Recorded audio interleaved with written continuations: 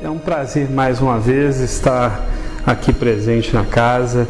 É sempre um prazer voltar aqui. Na verdade, para mim, eu nunca vou daqui. Eu acho que eu fico lá, mas eu gosto tanto daqui que eu fico aqui também, né? Pelo menos em pensamento a gente sempre está se recordando. E hoje a mensagem também, lógico, sempre cai uma mensagem vinculada muito ao tema. Chamado e trabalho. Saulo foi chamado para o trabalho pelas suas muitas virtudes dentro daquele momento perdido em si mesmo, que era o começo dos tempos. Mas sim, uma pessoa de virtude, como nós também somos pessoas de virtude, que temos defeitos, que temos acertos e erros, e somos chamados ao trabalho, né? Trabalhadores da última hora, que sejamos e estejamos a fim de pegar nessa charrua e não olhar para trás, e ir em direção para frente e para o alto, né? Essa seria uma das ideias, e esse livro também traz uma coisa para a gente sobre o trabalho com Cristo e sobre o trabalho pessoal, que é muito grande. Eu escolhi assim, 1 hora, acho que não dá para falar tudo que está dentro deste livro. Ler o livro uma vez, não dá para você entender tudo que está falando ali, porque depois, quando você relê o capítulo, você acha uma frase que está dentro de alguma passagem do Evangelho, que faz referência que a gente não percebeu. Então, assim, é muito ensinamento. Mas, para nós, como estudantes, é um pouquinho mais, para a gente tentar, às vezes, lapidar mais um parágrafo, mais um trecho dessa obra. Eu escolhi, assim, quando recebi a ligação da Dona Graça, eu estava vendo a respeito dessa passagem, que está no capítulo 3, da segunda parte, das lutas e humilhações. E o que eu estava vendo e percebendo ali, e assim admirado, foi com o conselho de Abigail para o Paulo: ama, trabalha, espera e perdoa. Esse foi o conselho, cada um com um questionamento do Paulo, que a gente vai tentar trabalhar um pouquinho cada um desses conceitos, né? Então, a obra, eu acho que todo mundo conhece. Quem não leu, se puder ler, eu acho que assim, faz parte dessa gama de estudos que nós temos. Essa é uma grande obra do Emmanuel, que assim, não tem como deixar para trás, né? Se tem que deixar alguma para trás, essa eu já não ia ter como deixar, que é fantástica. Uma obra que foi escrita na década de 40, né, pelo Chico, através do Chico, e é marcado esse capítulo, só para a gente relembrar, quem já leu, quando Paulo retorna dos 3 primeiros anos no deserto. Porque eu não sei se vocês repararam, ele tem 2 momentos de ir para o deserto. Logo após essa passagem é o outro momento que ele volta para o deserto. Mas ele tinha acabado de chegar dos 3 anos dele no deserto, no qual ele foi para reflexão em torno do Evangelho, e que antes disso foi a passagem em Damasco, onde ele vê o Cristo e o Cristo o convida para a sua seara, né? Na verdade, por que me persegues, né, Paulo? E aí tem o encontro com Ananias, depois ele tenta fazer uma primeira agradecimento a essa doutrina libertadora, na verdade não era doutrina, mas ao Evangelho do Cristo, a tentar mostrar em Damasco aquela com felicidade, porque ele ficou cego, porque ele viu o Cristo, e o Cristo enviou alguém que o curou daquela cegueira, e daquela cegueira da alma, na verdade. E aí ele o que? Não dá certo, né? Ele tenta falar em Damasco, aquilo não dá certo, então ele pega os evangelhos e vamos para o deserto. Quando ele retorna, ali mais uma vez, talvez naquele impulso do trabalhador novo, que eu também passei por esse impulso, quero fazer tudo, né? Aonde está, o que tem na casa para fazer, aonde que eu posso ir, quando você vai ver, você não tem horário, porque você tem mais N coisas para fazer. E naquele impulso todo, ele volta já um pouco modificado, a sua expressão corporal modificada pelo deserto, cabelo comprido, as vestes já não eram mais aquelas vestes do rabino, né, do doutor da lei, e aí ele vai começar um pequeno martírio, que ainda é Saulo, quando ele vem para tentar dialogar tanto com os que eram do lado dele naquela época, tanto quanto os da Casa do Caminho, ou os cristãos da época. E olha que desafio gigantesco, que é alguém mudar de expressão, mudar de ponto de raciocínio, que é o caso dele. É lógico que a gente vai salvar aí salvando as exceções e os pontos que hoje não tem como comparar, né? Que seria ele para os cristãos um perseguidor, ele para os rabinos agora um desertor. Então ele ficou ruim com todo mundo, só tinha ele e o Cristo e Ananias, que era o seu ponto forte ali, né? Então a gente tem esse pequeno desfecho, esse pequeno entendimento, e nós vamos ver como é que Paulo começa a sofrer. Sofre porque ele busca, vou falar com os amigos. Afinal de contas, ele era um doutor da lei ainda. Ali ele é Saulo. Ele não mudou a sua expressão do que era, do que estudou, do que representava. Então, para ele, ainda sou Saulo, né? Saulo de Tarso, e aí vai. Só que ao chegar, quando tenta conversar com o seu amigo Alexandre, o que acontece?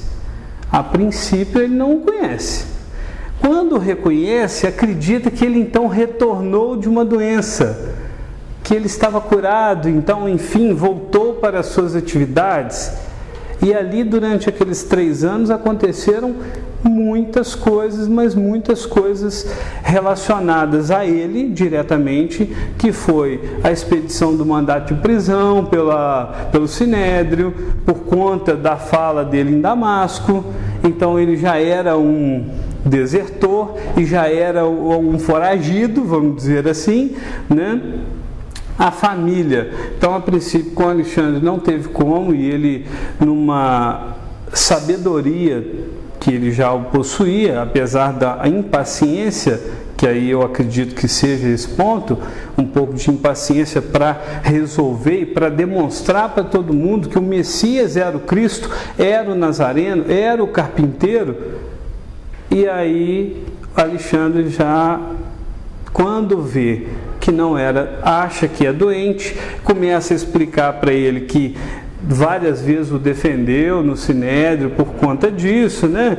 Não é, e tá. Primeiro ele estava assim, depois poderia ser uma outra situação, ou então chega a colocá-lo à prova, de falar que ele poderia estar infiltrado na Casa do Caminho para compreender aqueles revolucionários, como eles os achavam, e aí ele ainda é muito firme, que eu me pego a pensar se eu tivesse uma região de guerra contra os cristãos, se eu teria coragem de falar que não era aquilo.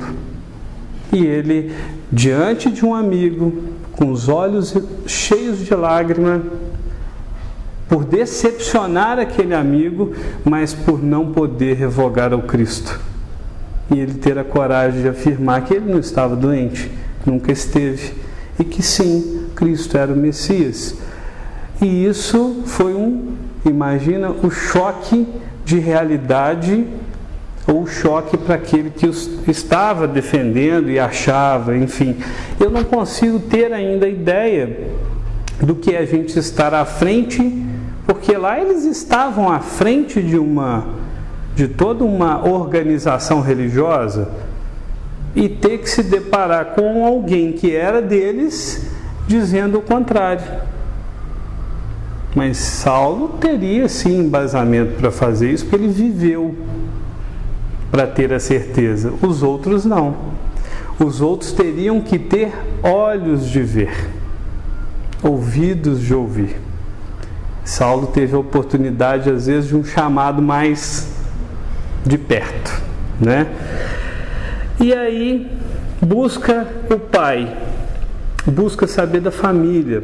A irmã, tudo que diz, teve que fugir daquela região por conta da vergonha que era aquele mandado de prisão. Aquele mandato de prisão para ele, que ele envergonhou a família, era desonroso.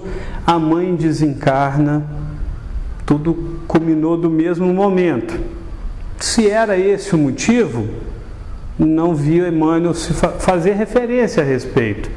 Mas para ele era um peso, uma carga emocional muito grande. Então mãe desencarna, e quando ele vai ter com o pai essa conversa fraterna, poxa, meu pai, né, vai me receber, não é bem assim que acontece, por conta da cristalização da questão do judaísmo, do farisaísmo, né? Aquela pessoa que segue. Então, será que o pai estaria errado ao tratar ele assim? Diante da boa nova, nós pensamos que não errado, mas deveria entendê-lo, compreendê-lo, para depois talvez perdoá-lo se fosse o caso. Isso com a boa nova. Mas aí a gente tem que lembrar que a boa nova estava começando. Tinha chegado por Jesus, os apóstolos, e está aí até hoje como boa nova, e a gente ainda está pregando coisa que é um pouquinho mais antiga do que isso. Então, assim, como ler uma obra dessa, se deparar com tanta detalhe, tanta riqueza de detalhe, que se a gente for colocar nos dias de hoje, está tão contemporâneo. Por quê? Como que a gente ainda está assim? Não é mesmo? Nós, da doutrina espírita, será que nós estamos conseguindo seguir o Evangelho de cima e embaixo, com todas as alterações que sejam necessárias, trazendo para os dias de hoje? Será que nós estamos conseguindo isso? Então, quando a gente para e lê e reflete isso acontecido naquela época, que dificuldade que não era para o Saulo todo esse enfrentamento. E aí ele faz uma coisa que todos nós deveríamos fazer, talvez não ao pé da letra, mas ele busca o refúgio. Depois de todo esse aspecto doloroso emocionalmente, o corpo já castigado, e a gente tem que lembrar de uma coisa: o pai do Saulo nessa época, quando a gente fala que ele tem essas raízes e que ele manteve esse raciocínio, ele o deserdou, mas o deu uma sacola com uma quantia de dinheiro monetária naquela época. Ou seja, será que no coração dele já não estava... Ele estava contra o farisaísmo, mas ele não podia deixar o filho também. Isso é um detalhe que eu achei que foi isso. Ele ficou ali, em cima do muro. Não, eu não posso, mas é meu filho. Ele não teve a coragem de entregar, para manter a postura de pai, aquela postura do homem, disso, daquilo que a gente vê até hoje. Mas ele pede o servo para ir lá e entregar aquela quantia, e que foi de grande utilidade para o passo posterior do próximo capítulo.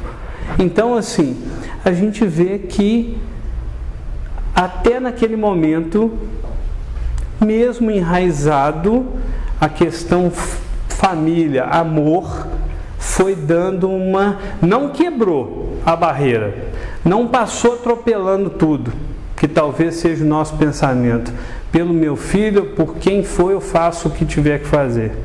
Não foi assim.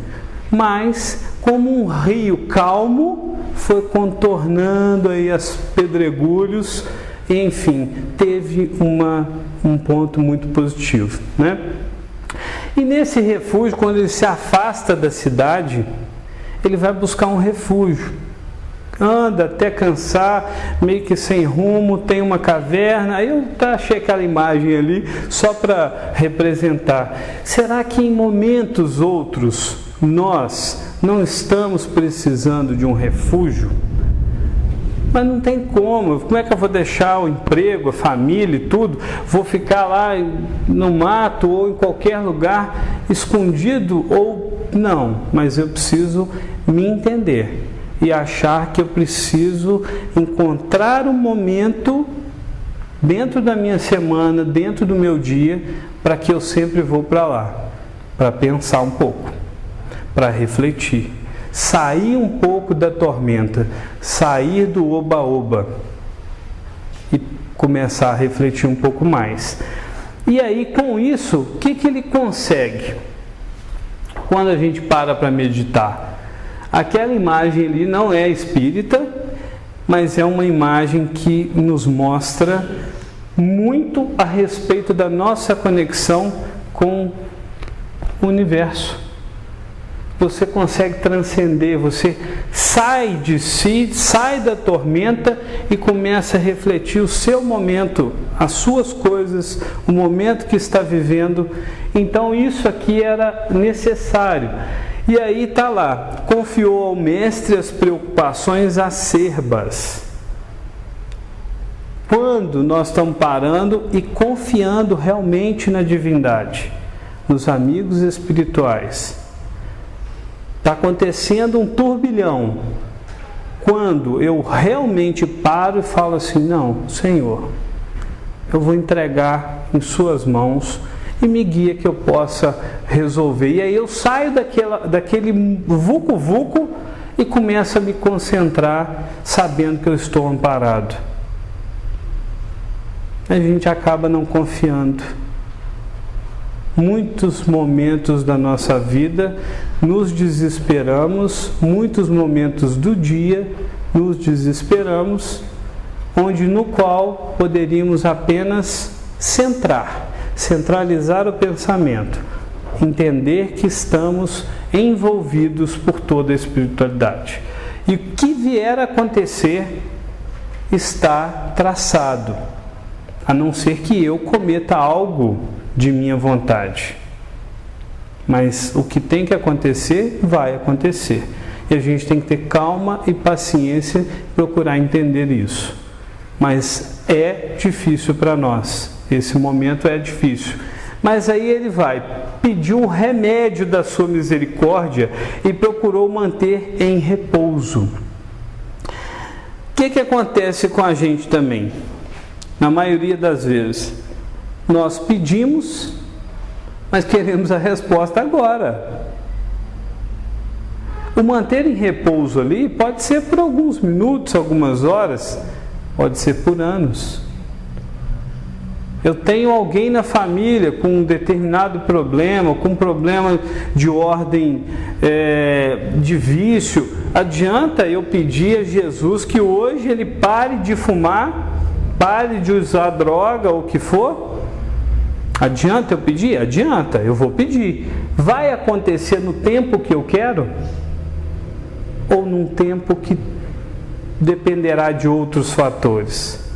Mas e se eu repousar, fizer a minha parte, continuar mantendo a minha parte, a espiritualidade vai ajudar.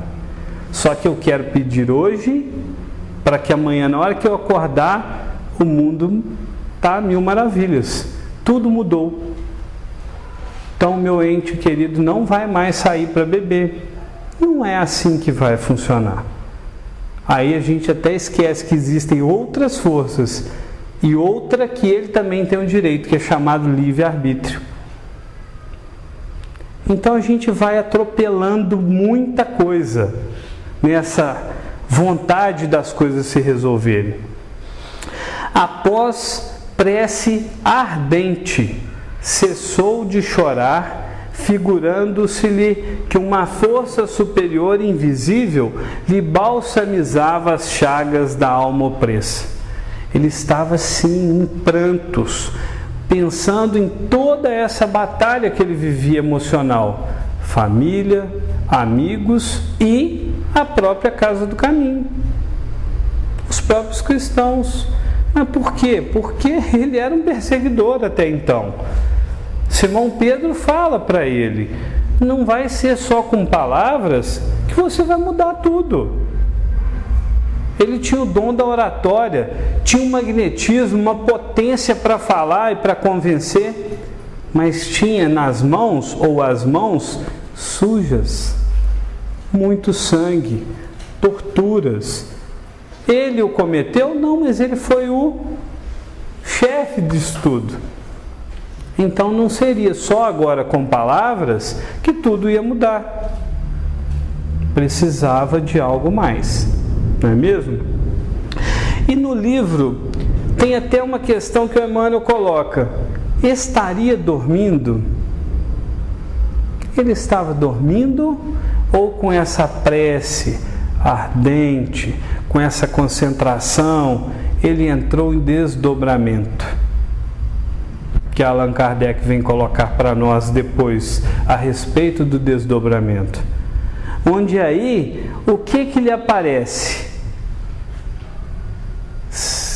para Saulo dentro daquela caverna? Ou naquele momento em que ele cessa o pranto, alivia a dor, entra em concentração e parece estar dormindo. Abigail e Estevão entra ao encontro de Saulo. Olha que coisa mais impressionante, que aí já começa a falar para nós do perdão, sem falar nada para frente, mas quando você vai vendo, tudo que Abigail fala na frente, se procurar, tudo tem dentro da passagem, dentro do capítulo. Porque o perdão, Estevão foi quem ele procurou, quem ele mandou prender, quem ele deu a ordem final. E Abigail era a noiva, mas que ele não, em certo momento ainda cego por tudo, ou seria uma virtude, porque ele era um doutor da lei? Olha como é que a gente fica assim, é isso ou é aquilo? Naquele momento. Porque após a Boa Nova, a gente entende que o perdão é para todos. Mas antes da Boa Nova, antes de Jesus vir e nos mostrar tudo isso, valia o quê? Dente por dente, olho por olho, valia o que falava a lei mosaica, fora daquilo estava errado, então castigo era comum. E aí a gente se depara com esse momento mágico, que não tem nada de mágico. Mágico no sentido bom da palavra, mas verdadeiro e real. Que nós, em algum momento, se concentrarmos, ao dormir e deitar, prepararmos para esse desligamento do corpo físico. Se a gente pedir ardentemente para que, ao despertar, a gente possa trazer alguma lembrança desses momentos, a gente também pode estar fazendo esses ajustes. E com certeza estamos fazendo esses ajustes. E ele vem elucidar isso para nós como há possibilidade, como existe, como acontece. Não só Allan Kardec depois catalogar, mas olha só nessa obra, que coisa linda. Então aí segue a conversa entre os três. E Saulo, cheio de dúvidas. Cheio de dúvidas. Como fazer, querendo perguntar, querendo entender o momento, querendo compreender tudo naqueles pequenos minutos. Talvez até o medo daquilo acabar, né? Tem que aproveitar o máximo. E quando eu penso nisso, eu fico envergonhado. Porque ali Saulo deixa, aqui o Emmanuel deixa claro 4 perguntas que Saulo faz. Faz indiretamente, porque na verdade Abigail capta aquela sensação, aquele pensamento e já o responde. Porque ele também às vezes não tinha nem coragem de falar. Eu já me sinto assim, talvez egoísta, porque em momentos, na reunião que nós temos mediúnica, o Mateus, que é o nosso mentor da casa, abre a oportunidade da gente perguntar. E eu me sinto ignorante no ponto de vista de falta de conhecimento, de conseguir elaborar uma pergunta para o Mateus, para que ele possa elucidar para nós uma pergunta que seja coletiva. Aí eu me pergunto, gente, mas eu tenho a oportunidade, quase que uma vez por semana, de estar diante do mentor da casa e perguntar para ele o que ele fala, se alguém tiver alguma pergunta que podemos contribuir com algo, e assim na humildade falar que pode contribuir. Às vezes eu ainda pergunto alguma coisa que eu vejo que ele conserta a pergunta. Porque eu fico pasmo de assim, meu pai, o que eu vou perguntar para o Mateus agora? Ele enxerga muito mais do que eu vou fazer uma pergunta e às vezes a gente faz uma pergunta e ele vem com uma resposta que é um texto que é assim, ou seja, ele consertou a pergunta. Algo que seria tão pouco aproveitado, ele consegue trabalhar aquilo. E eu acho que isso aconteceu apesar de Saulo ser um doutor da lei, detentor de um magnetismo em potencial, dom da oratória, diante de duas pessoas tão importantes que era para ele, eu acho que ele também sentiu constrangido em como perguntar. Mas aí Abigail capta esse sentimento e capta essa pergunta que está descrita. O que fazer, isso Saulo perguntando, para adquirir a compreensão perfeita dos desígnios do Cristo?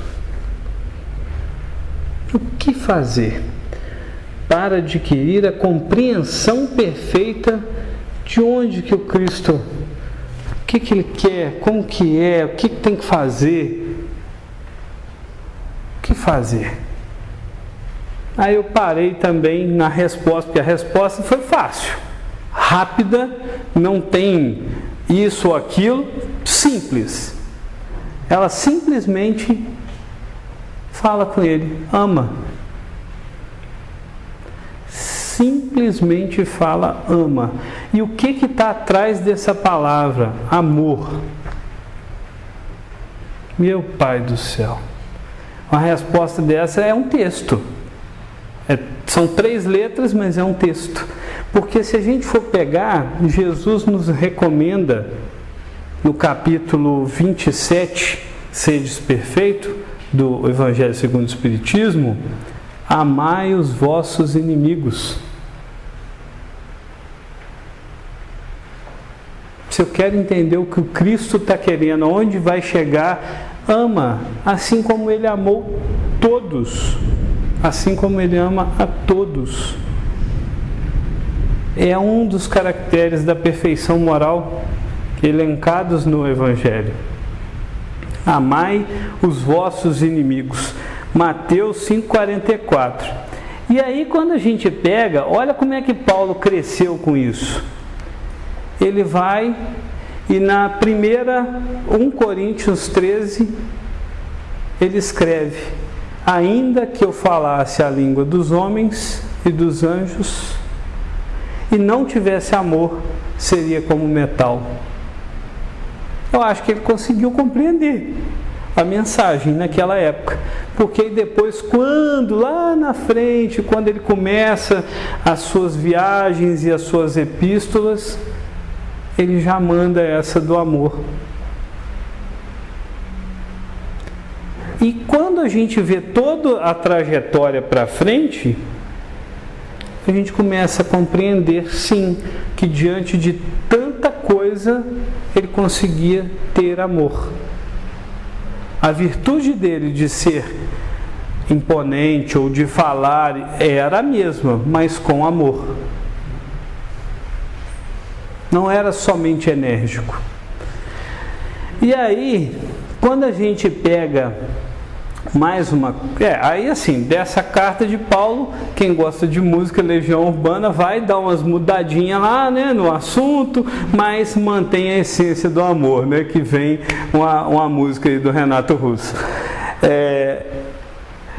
E aí, Jesus também, quando foi interrogado na passagem do bom samaritano, antes de ocorrer, antes dele contar a parábola, ele foi interrogado pelo doutor da lei, não é mesmo? Que aí pergunta para ele: depois de fazer o que herdarei a vida eterna? Que foi também uma resposta muito simples, que resumiu. Se a gente tinha lá a lei mosaica com 500 e poucas ordens, resumida em 10, que é a primeira psicografia, Jesus foi e resumiu mais um pouquinho aquilo tudo em 2, que foi simplesmente quando ele vai responder: amarás o Senhor teu Deus de todo o teu coração, de toda a tua alma, com toda a tua força e com toda a tua mente, e ao teu próximo como a si mesmo. Resumiu tudo. Qual que é o desígnio então? Que Saulo tinha lido o Evangelho. Abigail só dá um pequeno tapinha na orelha, né? Do amor. O Cristo, como é que eu faço para seguir? Ama. E aí, Kardec ainda traz para a gente no Evangelho segundo o Espiritismo, através do Espírito de Verdade, né? Espíritas, amai-vos, este é o primeiro ensinamento. Amai-vos. Como estamos ouvindo novamente, através de Kardec, através de catalogar, né? No capítulo 6, Cristo Consolador, amai-vos. Espíritas, amai-vos. É só para nós? Não, é porque nós é que estamos lendo, né? O Evangelho segundo o Espiritismo, né? Na verdade, isso é uma máxima para todos, sem exceção. E aí a segunda pergunta, o que ele faz? Como fazer para que a alma alcançasse tão elevada expressão de esforço com Jesus Cristo? Eu não consigo formular uma frase dessa não, tá? Falo para vocês que eu não sei nem como que ele conseguiu formular isso naquela época. Se hoje, com tudo que a gente ouve de todo mundo, quem está à nossa frente, quem está para trás da gente, a gente está escutando, eu não consigo formular uma expressão de esforço com Jesus. E aí? Como fazer? E ela simplesmente trabalha. Expressão do esforço. Esforço, trabalho. Trabalha com Jesus. E hoje a gente fala muito trabalho com Jesus. Mediunidade com Jesus. Não é mesmo? E aí, no Livro dos Espíritos, a gente tem a pergunta que todo mundo já ouviu, conhece, na 675, por trabalho só deve entender as ocupações materiais? E a resposta muito clara: não, o espírito trabalha, assim como o corpo, toda ocupação útil é trabalho. O que ela queria dizer para ele? Naquele momento de desespero, onde ele está ali, talvez achando que a expressão era: eu vou chegar, eu vou trabalhar, eu vou falar do Cristo, eu vou, e aí de repente ele começa a sentir os embates, e aí ele cai em pranto. Aí ela fala: ama? Amar quem? Os nossos desafios. E trabalha. Não canse. E a gente não começa, às vezes, uma tarefa, aí animado, empolgado, aí chega mais um, chega um outro trabalhador, aí daqui a pouco a coisa não está saindo do jeito que eu quero. Mas eu também não tenho coragem de falar os pontos. Eu começo a afrouxar. E aí não, essa tarefa para mim já não dá, porque fulano mudou isso, ou porque a casa não entendeu isso, aquilo. Isso, eu não sei quantos trabalhadores nós temos hoje encarnados aqui e quais as tarefas.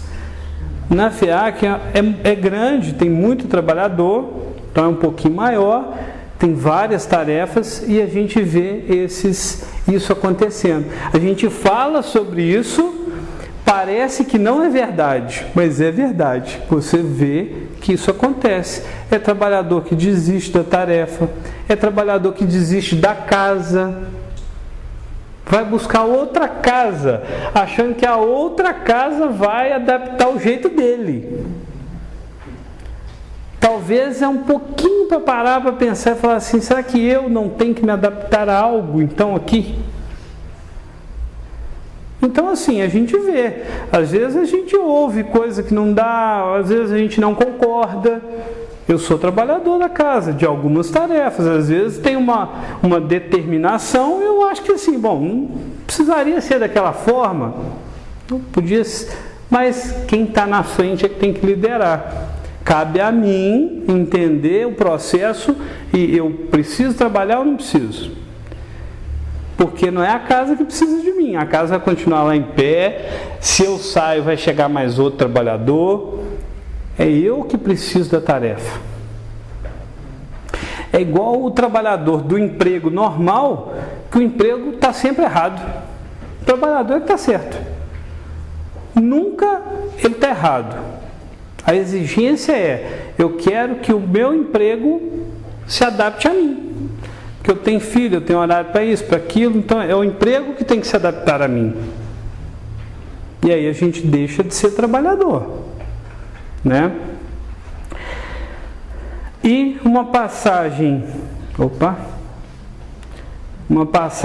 que acontece também é o Cristo, quando, isso está em João 5,17, quando cura um enfermo no tanque, um dia de sábado, e ele é questionado, e aquilo é uma transgressão da lei, no sábado não se trabalhava, e que ele tenha coragem de dizer que o meu pai trabalha o tempo todo e eu também trabalho.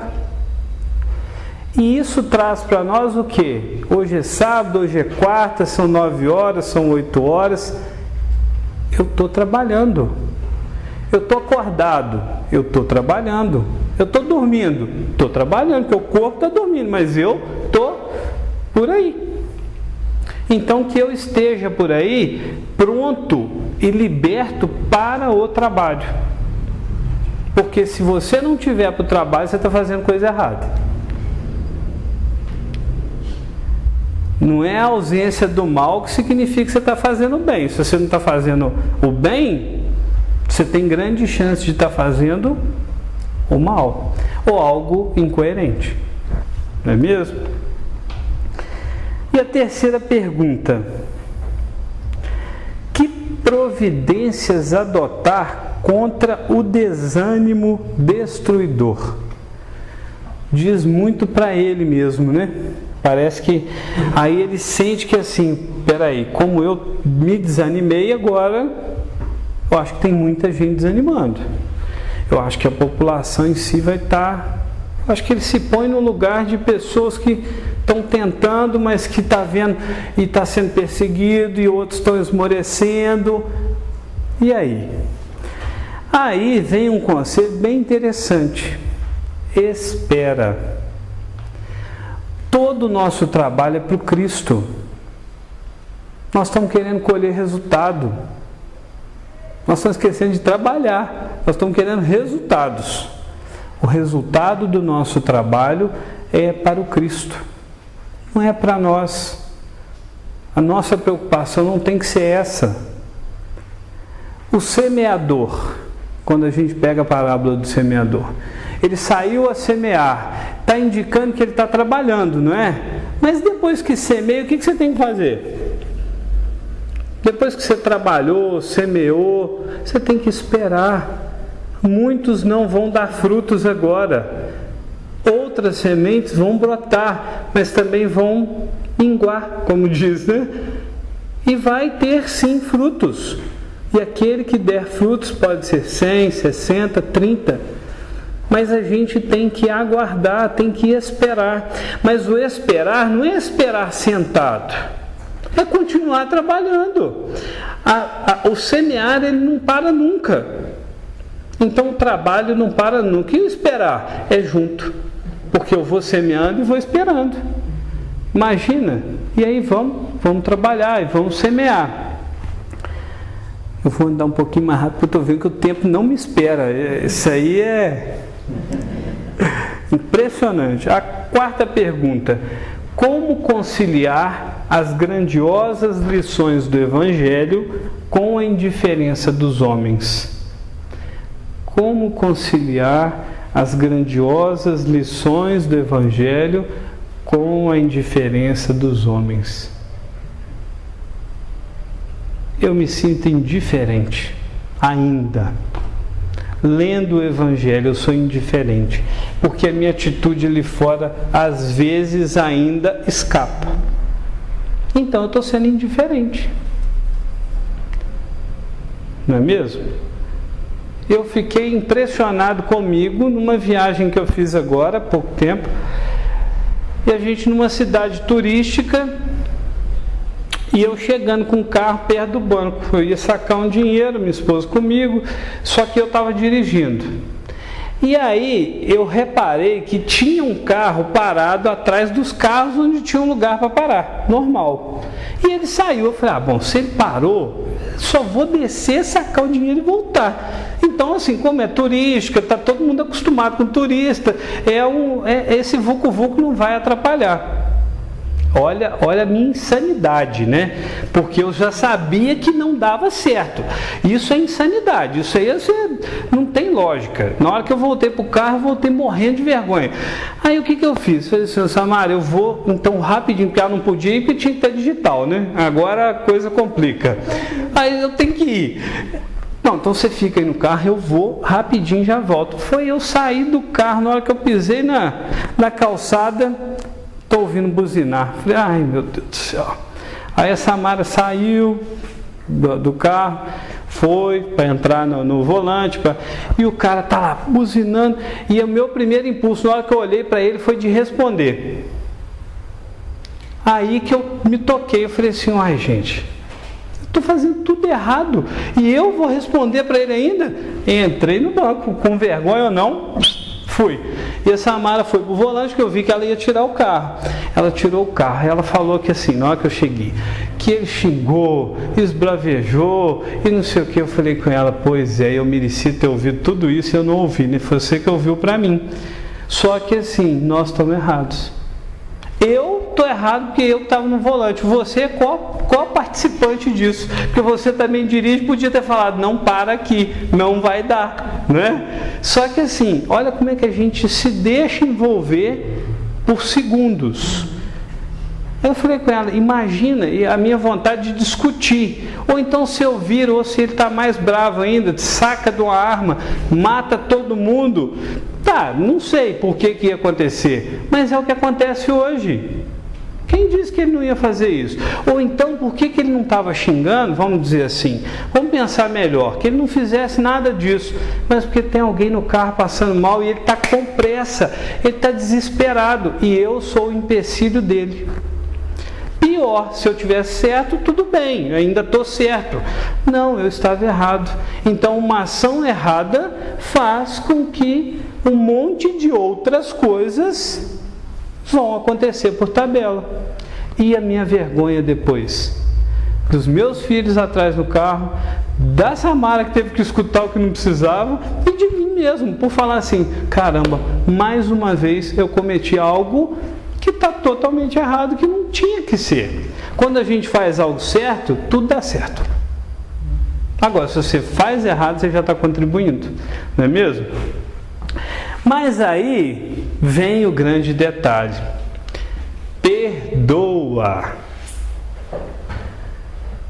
Cabe a mim, cabe a nós perdoarmos o outro e nos perdoarmos também. Adianta agora eu me martirizar, igual naquela época, ou igual em alguns lugares que ainda acontece, eu vou pegar e vou me flagelar por conta de um erro que eu cometi? Vai resolver nada.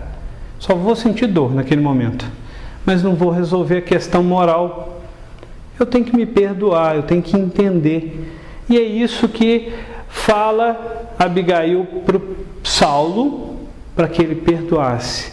Perdoasse quem? A ele mesmo, porque ele tinha que se compreender que ele estava nascendo para uma vida nova, ele estava renovando-se.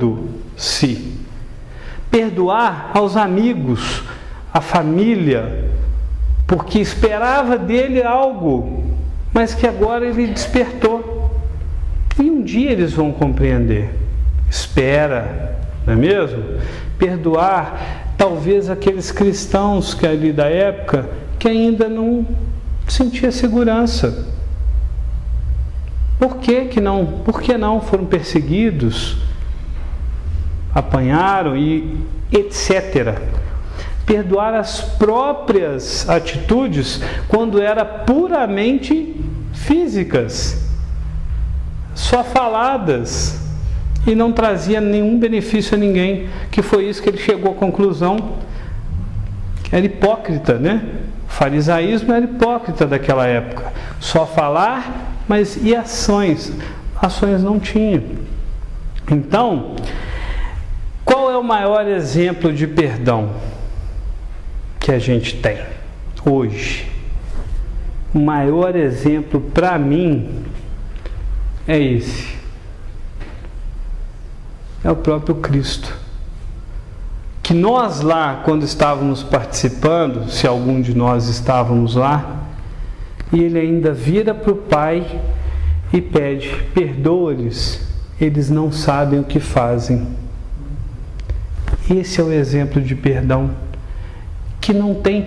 Quando eu vejo a imagem, quando eu imagino todo o martírio, e quando eu escuto, que eu falei, não, eu já escutei, perdoe-os, como se eu estivesse lá, e eu penso naqueles que estão ao meu redor e que fizeram algo que destoaram do que eu esperava, eu falo: não é possível que eu não tenha capacidade de perdoar.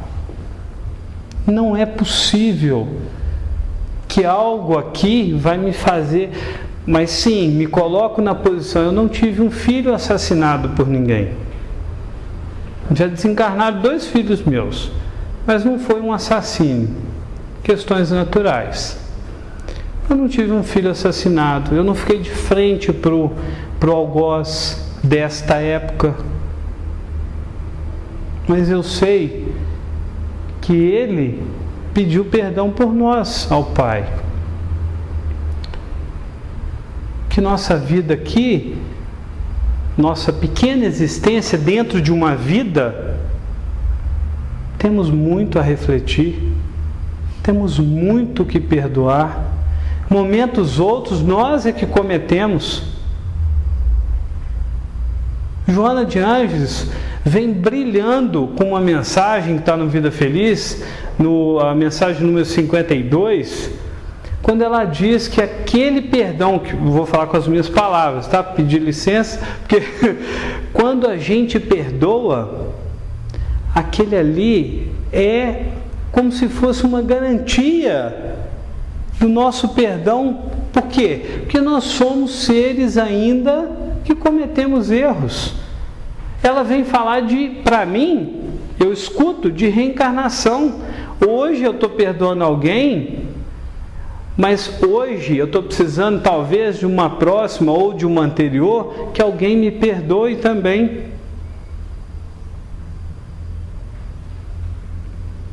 Então, para mim, esse capítulo, esse ensinamento de Abigail, esse conselho é para levar para a eternidade. ela resume muito do Evangelho do Cristo. Muito, muito. Quando diz resume, porque aí ela fala, ama. Ama. O amor é a base de tudo na nossa existência. Não só na existência corpórea. É o que é a base do universo. É o que movimenta as energias. Trabalha. Não tem como pensar que a gente passa 24 horas do dia, com tantos dias por semana, por tantos meses, por tantos anos, querendo não trabalhar. Para que nós existimos? Nós temos que fazer disso útil o tempo todo. Não posso ajudar, eu posso fazer uma prece. Estou trabalhando. Posso ser melhor naquilo que eu faço. Posso ser melhor para servir uma água, sem derramar, magnetizá-la com pensamento de carinho, de boa vontade. Espera, nosso trabalho é para o Cristo. Vai acontecer. Às vezes a gente quer convidar ou a gente quer obrigar a nossa família, os nossos familiares a entenderem a nossa doutrina, na qual eu só preciso esperar, trabalhar, não só com palavras, mas com atitudes, e esperar. Um dia haverá. Nós estamos passando por mudanças. Estamos tendo as últimas oportunidades de livrar do lodo, do lamaçal, para entrar nessa era nova. E perdoar. Perdoar porque somos falhos. Vamos falhar uns com os outros. Vamos falhar na leitura e interpretação. Mas se a gente tiver amor, trabalho, se a gente esperar, a gente vai chegar lá. E se a gente perdoar e perdoar-se, perdão gera saúde, um livro do Falcone. Então nós precisamos pensar nisso tudo. Espero que com essas palavras a gente consiga, tenho certeza que interpretações várias ainda existem através desse capítulo, das mensagens, mas foi o que me chamou mais atenção e eu tenho o prazer de compartilhar com vocês. Muita paz a todos.